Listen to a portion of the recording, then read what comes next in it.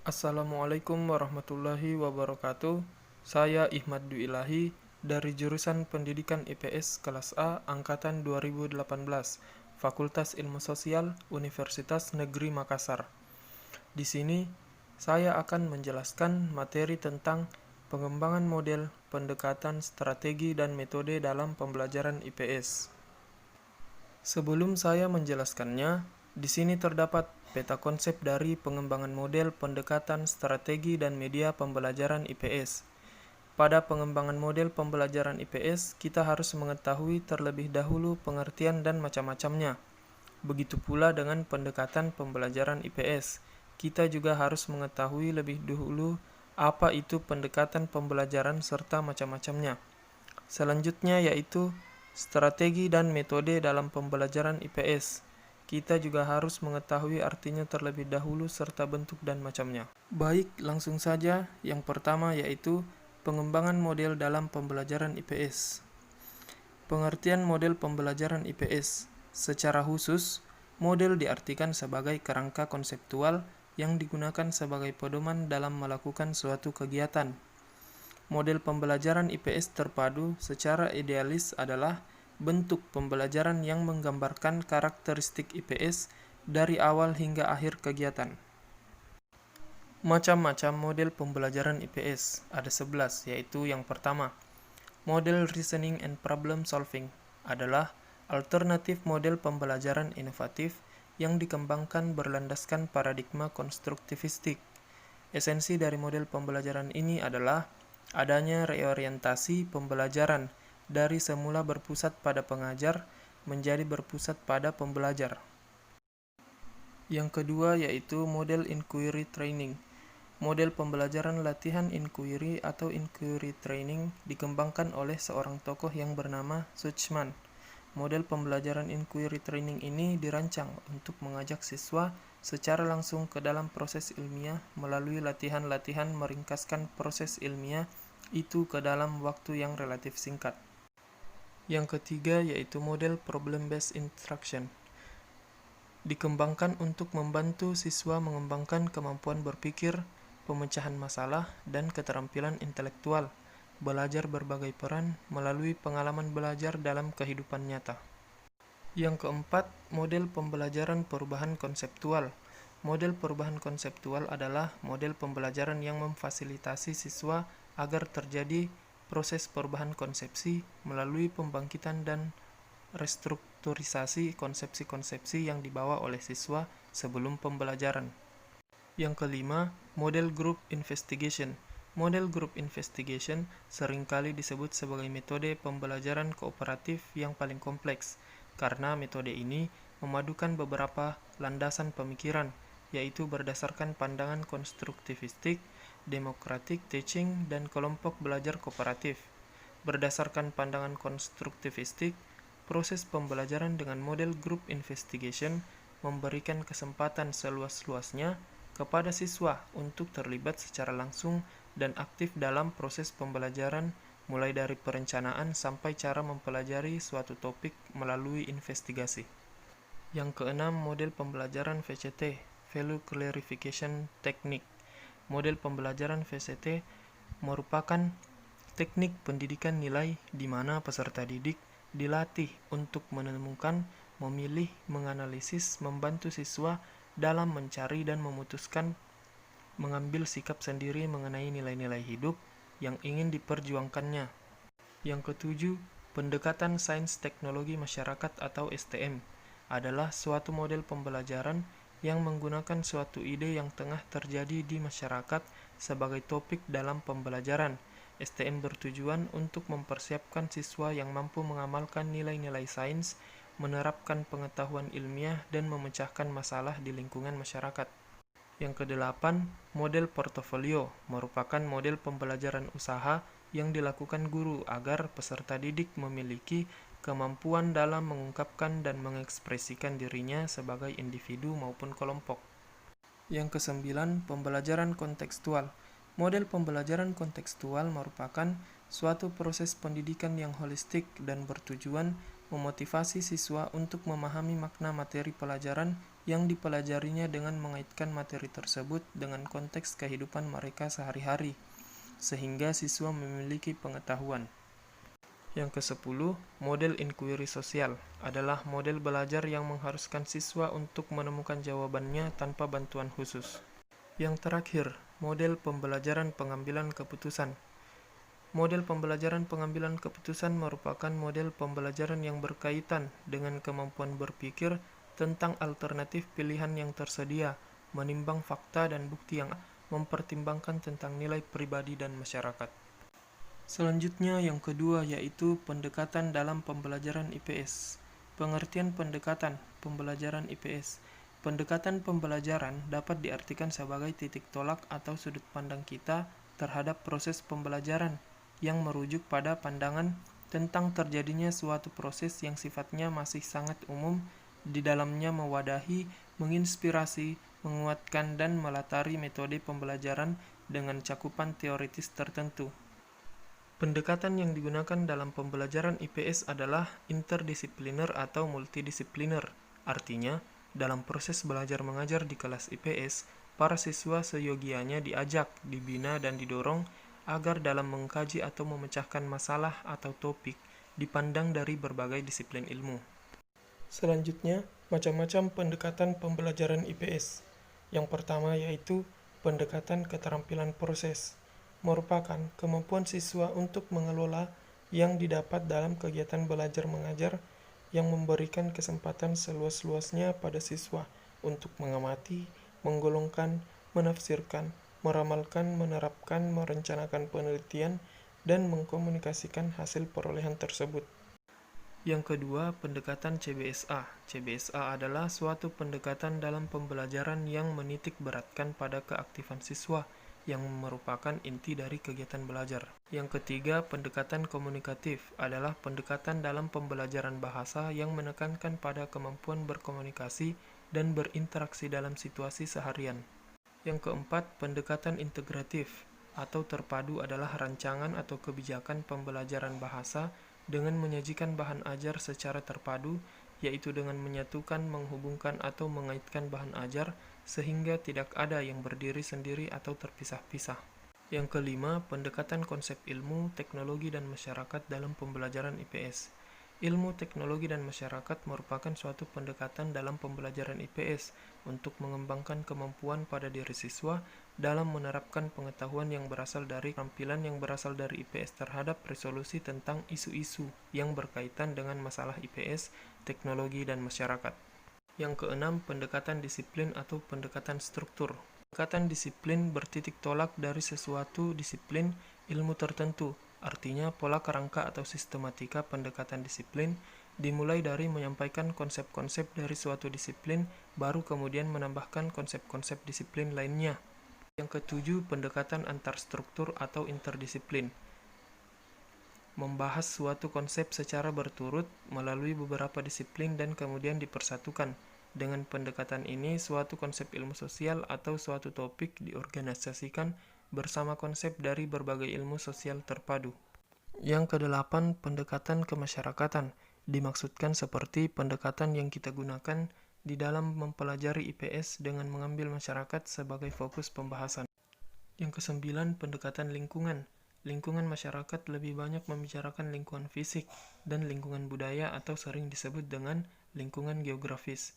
IPS dengan lingkungan fisik di dalam pengetahuan tentang lingkungan unsur fisik memegang peranan penting karena dimuat dalam tujuan pengajaran IPS, yaitu peserta didik harus memahami keadaan lingkungan fisiknya, seperti keadaan alam, kekayaan alam, iklim, fauna, serta ekosistem dan lingkungannya.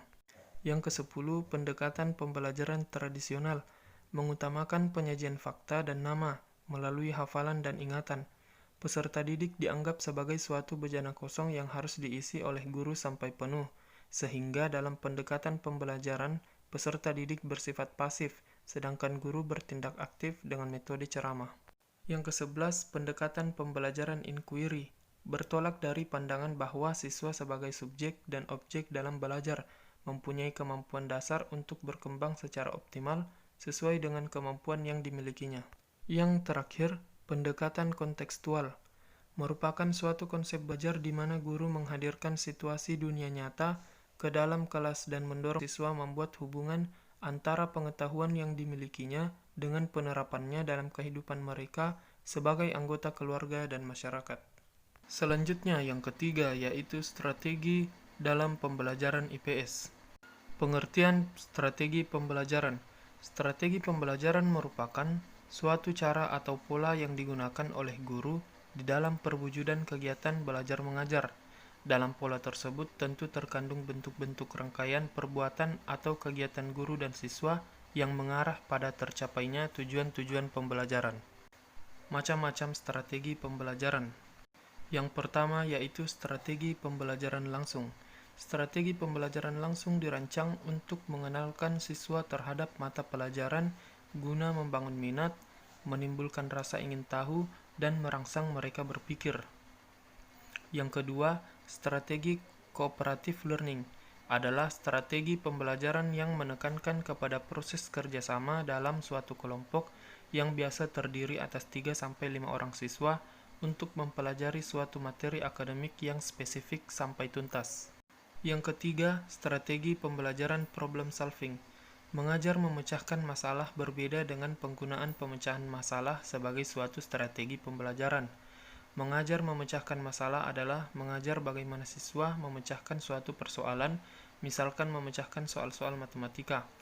Sedangkan strategi pembelajaran pemecahan masalah adalah teknik untuk membantu siswa agar memahami dan menguasai materi pembelajaran dengan menggunakan strategi pemecahan masalah. Yang keempat, strategi mengulang. Strategi mengulang sederhana digunakan untuk sekedar membaca ulang materi tertentu untuk menghafal saja. Yang kelima, strategi elaborasi. Strategi elaborasi adalah proses penambahan rincian sehingga informasi baru akan menjadi lebih bermakna. Dengan strategi elaborasi, pengkodian lebih mudah dilakukan dan lebih memberikan kepastian. Strategi elaborasi membantu pemindahan informasi baru dari memori di otak yang bersifat jangka pendek ke jangka panjang dengan menciptakan hubungan dan gabungan antara informasi baru dengan yang pernah ada. Yang keenam, strategi organisasi, membantu pelaku belajar meningkat bahan baru dengan struktur pengorganisasian baru. Yang ketujuh, strategi pembelajaran kooperatif.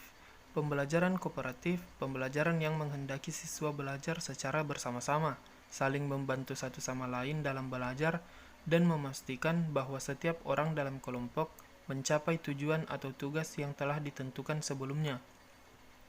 Yang kedelapan, strategi pembelajaran peta dan globe.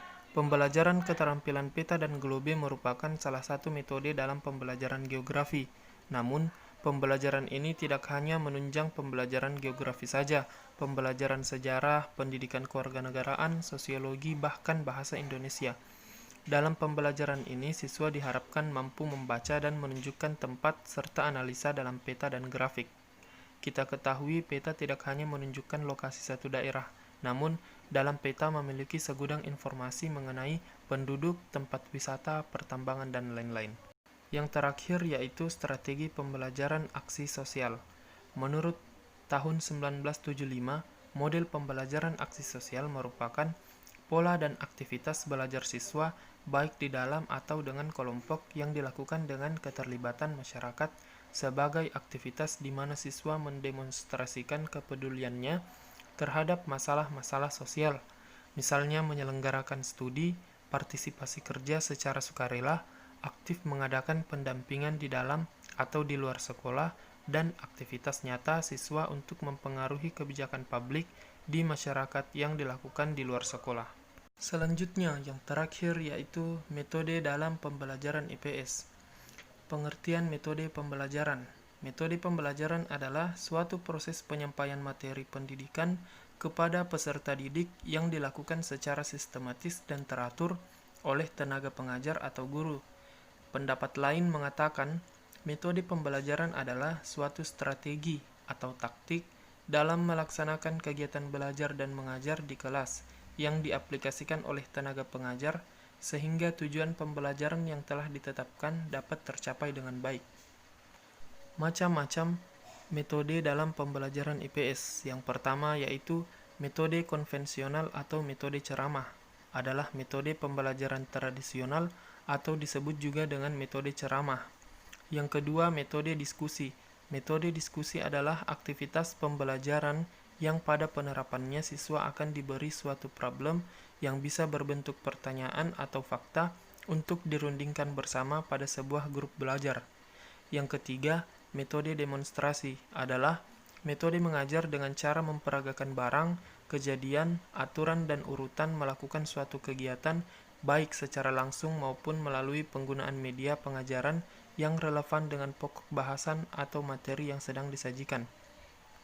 Yang keempat, metode ceramah plus adalah metode mengajar yang menggunakan lebih dari satu metode, dan metode ini merupakan sebuah metode mengajar dengan menyampaikan informasi dan pengetahuan kepada sejumlah siswa yang pada umumnya mengikuti secara pasif. Yang kelima, metode resitasi adalah suatu cara yang menyajikan bahan pelajaran dengan memberikan tugas kepada siswa untuk dipelajari yang kemudian dipertanggungjawabkan di depan kelas. Yang keenam, metode percobaan adalah pemberian kesempatan kepada anak didik perorangan atau kelompok untuk dilatih melakukan suatu proses atau percobaan. Yang ketujuh, metode karya wisata adalah suatu cara penyajian bahan pelajaran dengan membawa siswa langsung pada objek yang akan dipelajari dan objek itu terdapat di luar kelas. Yang kedelapan, metode latihan keterampilan adalah suatu metode mengajar di mana siswa diajak ke tempat latihan keterampilan untuk melihat bagaimana cara membuat sesuatu, bagaimana cara menggunakannya, untuk apa dibuat, apa manfaatnya, dan sebagainya.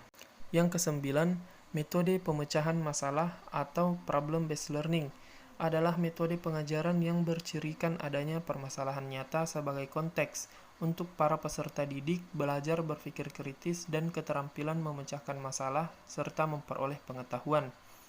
Yang kesepuluh, metode perancangan merupakan metode mengajar yang merangsang siswa untuk mampu menciptakan atau membuat suatu proyek yang akan dipraktekkan atau akan diteliti. Yang ke-11, metode discovery adalah metode mengajar yang mengatur pengajaran sedemikian rupa sehingga peserta didik memperoleh pengetahuan yang sebelumnya belum diketahuinya itu tidak melalui pemberitahuan, sebagian atau seluruhnya ditemukan sendiri. Yang ke-12, metode inquiry merupakan metode yang mempersiapkan peserta didik pada eksperimen sendiri secara luas agar melihat apa yang terjadi, ingin melakukan sesuatu, mengajukan pertanyaan-pertanyaan, dan mencari jawaban sendiri, serta menghubungkan serta membandingkan apa yang peserta didik temukan. Yang ke-13, mind mapping. Metode mind mapping atau peta pikiran adalah metode pembelajaran yang dikembangkan oleh Tony Buzana, Kepala Brain Foundation. Peta pikiran adalah metode mencatat kreatif yang memudahkan kita mengingat banyak informasi. Yang ke-14, role playing atau berbagi peran. Bermain peran atau role playing adalah metode pembelajaran yang di dalamnya terdapat perilaku pura-pura atau berakting dari siswa sesuai dengan peran yang telah ditentukan, di mana siswa menirukan situasi dari tokoh-tokoh sedemikian rupa dengan tujuan mendramatisasikan dan mengekspresikan tingkah laku, ungkapan, gerak-gerik seseorang dalam hubungan sosial antar manusia. Yang ke-15 yaitu cooperative script adalah model belajar di mana siswa bekerja secara berpasangan dan bergantian secara lisan mengikhtisarkan bagian-bagian dari materi yang dipelajari. Yang ke-16, debat. Pembelajaran debat adalah kegiatan adu argumentasi antara dua pihak atau lebih, baik secara perorangan maupun kelompok, dalam mendiskusikan dan memutuskan masalah dan perbedaan. Yang ke-17, metode mengajar sesama teman atau peer teaching method. Dengan pendekatan peer teaching, siswa dituntut untuk aktif berdiskusi dengan sesama temannya atau mengerjakan tugas-tugas kelompok yang diberikan oleh guru, baik tugas itu dikerjakan di rumah maupun di sekolah. Yang ke-18 yaitu metode bagian atau tailoring method, merupakan keterampilan yang dilakukan secara bagian per bagian dari keterampilan yang dipelajari. Yang terakhir yaitu metode global. Metode global berarti metode dalam pengajaran bahasa untuk mengajar membaca dan menulis permulaan dengan menyajikan bahasa secara utuh dan meminta siswa untuk menyalinnya. Biasanya siswa menghafalkan lalu kesulitan dalam membaca dan menuliskan unsur yang baru. Itulah tadi penjelasan materi dari saya. Saya akhiri dengan ucapan wassalamualaikum warahmatullahi wabarakatuh. Semoga bermanfaat. Sekian dan terima kasih.